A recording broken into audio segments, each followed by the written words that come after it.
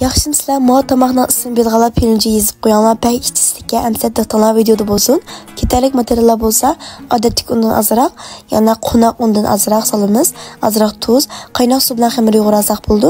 Chuqur to'xtama aralashtirsak mana bushda xamir olib tekildi. Xamir so'g'andan keyin qo'limiz azroq chayravasak, xamir mana bushda holatga bo'ldi. Endi qiyma qilamiz. Qiymaga bosh piyozdan azroq qo'y go'shti yoki kol go'shti aralashtirib bulaydi.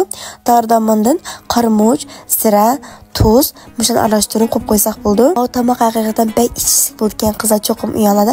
Bir qadam etib qo'yinglar. Xamirning cho'ng kishiligini o'zimiz belgilab olsak bo'ldi.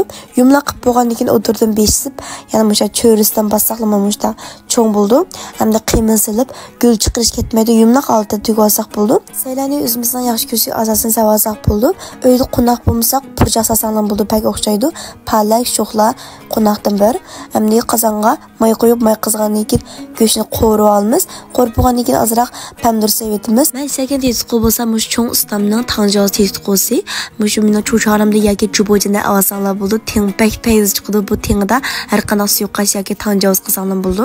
Endi mush tezqonsi tam kirgiz bo'lgandan keyin mush biz bayam o'p tayyor qilgan qo'noq savolimiz, endi suv qo'yib, suyni yarim soat qaynatib olamiz. Suv shunda pishgandan keyin endi biz bayam tugib olgan mondaklarni silib, suylarni tetib yaxshi aralashtirib iste'mol qilsak bo'ldi. Tenzangonda qo'yilgan pirinjiga oltiroq yo'lab qo'yinglar. Endi o'zimizning yaxshi ko'rsak asosan palak yoki sholsonlarni silib iste'mol qilsak bo'ldi. Amsa pirinjiga oltiroq yo'lab qo'yinglar. Tenzangonda qo'yilgan kun o'xshamagan meyishlar yo'lab berma. Amsa kelaysan ko'rishaylik qizlar. Xayr xo'sh.